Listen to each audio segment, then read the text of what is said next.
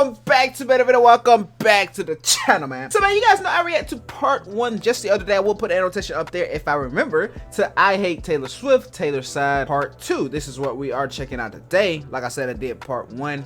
I just put the annotation up there. So if you guys missed it, I think I should be able to put it back up there again in case you guys missed it. So anyways, man, we are checking out part 2. Told you guys I would bring you guys part 2. So that's what we are doing today. So we are going to go ahead and get straight into it. But if you guys are new to the channel, man, hey, consider hitting the subscribe button down below. On the way to 15,000 subscribers. Other than that, let's check this thing out.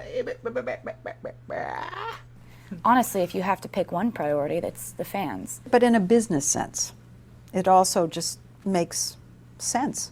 I found that kind of a general rule is that if you do the right thing, a lot of times that pans out in a business sense. If you start out trying to do things in a business sense, a lot of times it falls flat on its face. But I feel like if you start out with the right intentions and you want to do the right thing, that usually works out. Spoke to Bill Word, editorial director of Billboard. Maybe if she looked different, like let's say she wasn't young and cute, I think people would be talking about her as a great songwriter. So you think that the persona and the fan base and all that almost diminishes? Yeah, I definitely think it does. You know, I think that it's hard for critics to look at an arena full of screaming 12-year-old girls and say, this is really credible songwriting. But you say it. Oh, absolutely. Yeah, no doubt. Like a major corporation. Taylor Swift is a major corporation. And who's at the helm? Look who we found running the management meeting. It's like they messed with the color. Unlike other stars of her caliber who sign up with management companies, Taylor created her own. As CEO, she manages herself. It's fine because it's subtle. W. Taylor. Taylor's success is based in her close relationship with her fans. They're called Swifties. They see themselves in her, and she sees herself in them. Your fans feel so personal about you. I mean, you're the only one I know who invites people back into your house. Do you still do that? Yeah, I decided that I wanted to play this entire album for the fans long before it came out. I wanted it to be like this little secret society gatherings in living rooms, and so I decided to have them in my houses. We had 89 fans waiting in the living room. I'm about to play them the entire 1989 record. Hey, guys! Oh, that you was in her living room. Bro, hold up. That's the 73 question in Vogue, bruh. Living room. That's dope. I want to come up with as many ways that we can spend time together and bond, because it keeps me normal. It keeps my life feeling manageable. Is your life at all normal? No. No. Not at all. And that's why when I go online and I go on Instagram and I see, you know, a post from Emma who lives in Philadelphia and she's talking about how her day was at school that day, that helps me. You still do that? It's the only thing that keeps me not feeling overwhelmed by the abnormality of my life. Have you got to a place where you don't care what people say about you? More so than ever before. I don't think anyone... Heck yeah, bro. Hello, bro. Ask me that question. Have you got to a place where you don't care what people say about you? Of course, I did, bro. You know what I'm saying? Thanks for asking. Thanks for asking. So, with that being said, it's like, bro, what is that? Oh, that's my ear. With that being said, it's like, I don't care anymore, bro.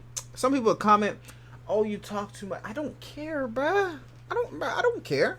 I do not care at all. You know what I'm saying? I be me when I get on this platform, so it's like, yeah.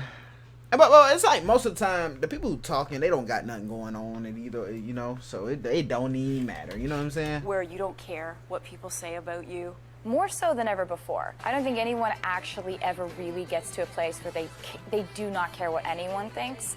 I just have been... I've learned how to write off the opinions of people who don't matter to me. Can you do anything?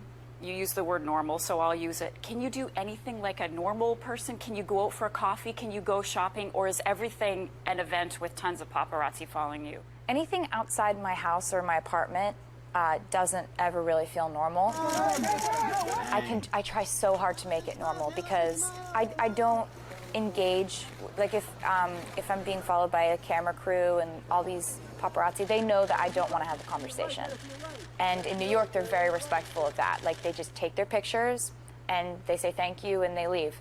I don't want to make it into a press conference. My friends wouldn't want that either. That jump would suck though, bro. You know what I'm saying? Like I say, it really is a thing, right? And for you new people, just hear me out. There's not a such thing as too much money, but there's a such thing as too famous. There really is a such thing as too famous, right? And I feel like this is an example where it's like, just imagine the days you just want to, like, you know how like you go on like solo car rides, right?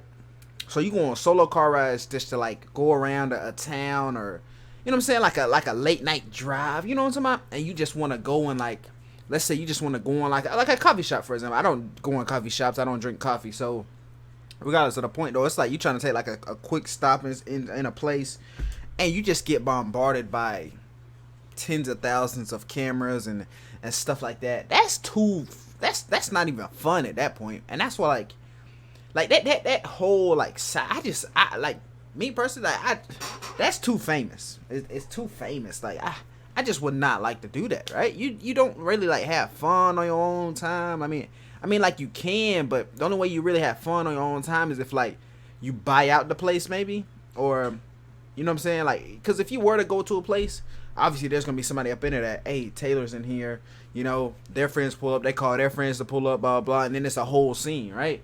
But there is a such thing as too famous. I don't care what you say. Don't be too. I know not to be too famous, right? If I start to just no, bro, not too famous. Don't be no, bro. There's a thing. It's too famous, bro. But in my apartment, in my house, we can bake, we can make dinner, we can dance, we can do whatever we want. It's just that it's just a fact that when I'm outside the doors of my apartment, people are watching me, and that's the life that I chose. And you're okay with it? I have days where I am, days where I'm not. You know, like, I don't think anyone has a solid stance on any way that they feel. Like, it's like saying, are you happy every day? You know, I mean, it sometimes it feels absolutely stifling and overwhelming, to be honest with you. But most of the time I'm able to go through the mental exercise where I just say to myself, how many years did you want this? How many years did you dream about this? How many times did you say to yourself that if you ever got famous, you would walk up to people in restaurants and introduce yourself if they were trying to take a picture of you? Like, I always used to say when I was a little kid, like, if I ever got to do this, I would make the most of it, and I would try to do good things with it, and I wouldn't be all weird and affected by it. So it's not a normal life. I think it's only honest that I admit that to myself. But there are ways that I can still act normal amongst all of it.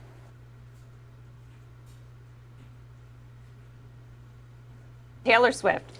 She's such a great she's ridiculous songwriter, she's right? And a great talent. But how were you able to... She's a savant, I think. I mean, it goes beyond talented. She's a savant. She sent me a voice memo. We did 2 songs. We did Welcome to New York, which was track 1, and then we did oh my God, no places. I'm forgetting the name of the other song. Something in the places, something places. Her fans are gonna kill me for this. It's like track 10, I think it was. Anyway, she sent me voice memos, like in the morning, like, here's me on a piano, here's how I'm hearing this, and then literally I'd walk in and I would have it mocked up kind of, and then we just would bang it out. I would help with the melodies a little bit, and kind of, with Taylor, you function more as an editor. She has a million ideas, and you're more like, this one, not that one, because she's so good. She kind of almost doesn't need you in the room, but for production, I think she is when she really relies on. So for Taylor, you're more producing than just writing stuff. She can write everything by herself. I mean, Taylor is Taylor. I mean, she's the most amazing thing about it is she's so consistent in who she is.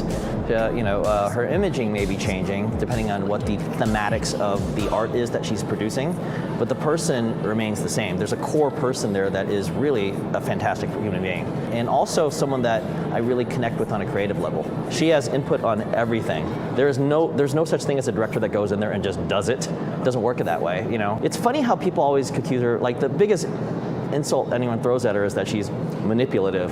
What does that mean? You know, as an artist, because you know what your clothes you want to wear, you know what edits you want to make, you know what setups are, you know what the theme of every idea is, you know what your lyrics are.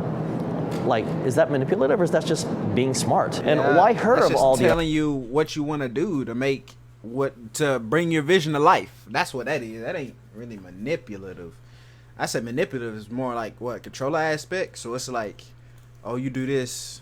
Nope, I want you to do this. Probably like controlling you, or like you get up at this seat and you go back to your house. I'm finna do. That's probably like controlling, manipulative type, but she don't do that, right? artist. How can you be a manipulative person and also be a construct of a record company at the same time? Right. If anything, she's actually kind of been working outside of the mainstream pop world for the longest time. She's a country star and still has the mechanisms of Nashville.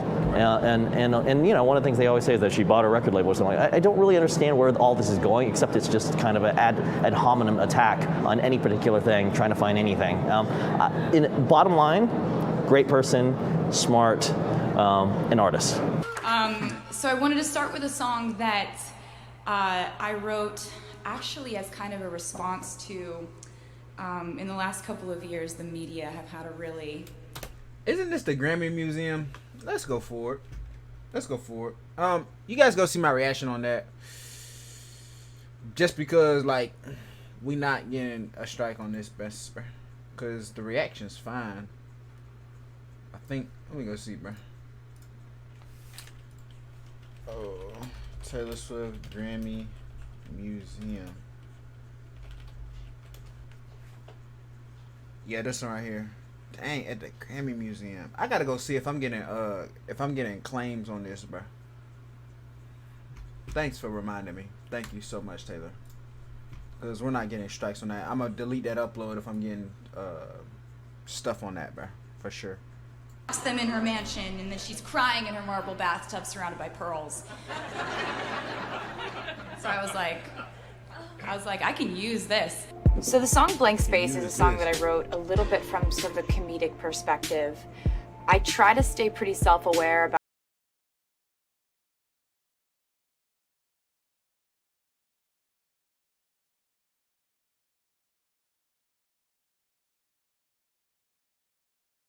it's developed into this reputation for being somewhat of a crazy serial dater, needy, clingy, manipulative person. And so I was thinking a lot about that. I was thinking about that reputation, and I just thought, you know what, like, what if I was that girl? What song would I write? So I wrote Blank Space. Like, if you want to play this way, like, we can play this way. I had a lot of people. Oh, nope. Nope. Good thing you showed me the logo. Thank you, God. Thank you, God. Thank you, God. We're not getting a strike, bro. I promise. What's maybe one thing people don't know about her that you can kind of say with working with her so closely? I think she's one of the most genuine people that I've ever worked with. You know, I actually have to, people always ask me, like, do I have to like the artist? Do I like the song? Do I have to like what, you know, I actually have to like all of it to do a video these days. And she's actually one of the nicest, sweetest, awesome, strong combination of everything. It's like kind of freakish how amazing she is. In some ways, are you writing all the time? Yes, all the time. I wrote a new one like 2 days ago. Wow. It doesn't matter like if I'm preparing for a record or if I'm about to put one out. Writing is just a way that I just live and I write about the way that I'm living. And if you were to write a song about your love life right now, happy song, sad song?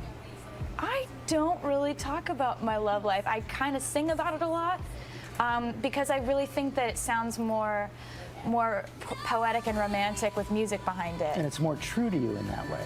Yeah, absolutely. And that's like, you know, my fans know that I'm going to give them the real version of what happened to me in my music. And they know that, you know, what they read on blogs or gossip sites or whatever may or may not be true. And they can kind of tell, like, if it's true or not because they know me. Do you ever hear from these people who maybe recognize themselves in a song and are like, hi, guess what? I really didn't appreciate that. Oh, yeah, do she? I don't say it that gracefully or that with that kind of an eloquent tone.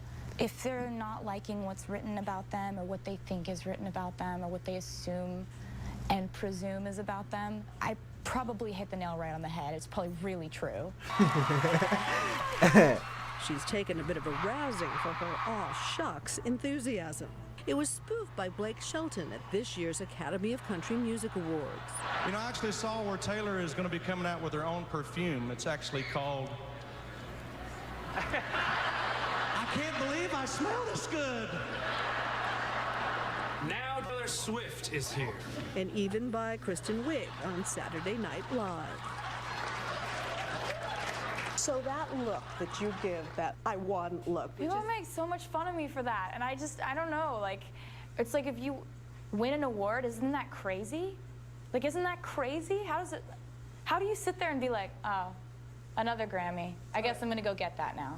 Shake it off, shake it off. Players gotta play, play, play, play, play. Haters gotta hate, hate, hate, hate, hate. So the question is, what is Taylor Swift shaking off? What is that? It means different things to different people. It does, and that's my favorite thing about this song. I wanted to make a song that would help people get through their day. All these girls that I talk to online on Instagram or Tumblr or Twitter, the things that they're going through are parallel to what I go through, just on a different scale. When someone spreads a rumor that isn't true about a girl I'm talking to on Instagram, it's the same feeling of humiliation that I get when I'm checking out of the grocery store and I see something untrue written about me on a magazine. I'm curious about that feeling. How do you handle it? Because you're in the tabloids a lot. I think I probably handle it the same way that you handle it, which is you just laugh at it. Yeah. At a certain point. I do now, but I didn't in the beginning. That's exactly how it was for me. You start off and you're very personally offended by it and you're wounded by it. And you think it's personal when really, it's honestly a money thing. Well, there you guys have right there. Now, one thing about this is like, you know, the perspective of her, like, a lot of people do hate on Taylor. It's crazy. A lot of people do hate on Taylor. But like I said, the more, you know, followers you get, obviously the more haters, because it's like that ratio is always going to be there no matter like what happens, okay? But the thing is, it's like this thing right here had a bunch of CBS clips and all that, bro. So it might be a lot of cutting because they get to tripping with that CBS stuff. So regardless of the point though, hopefully you guys are able to see most of these clips. Yeah, man, it's a pretty dope video. They just be hating on her though. It's crazy though. You know, it's man, yeah, fit get out of here, man. If you guys did enjoy, man, make sure you hit the like button down below. Make sure you hit the subscribe button down below as well. I know what 15,000 subscribers. Not though. It's people call it care about this day. Peace out. Love ya.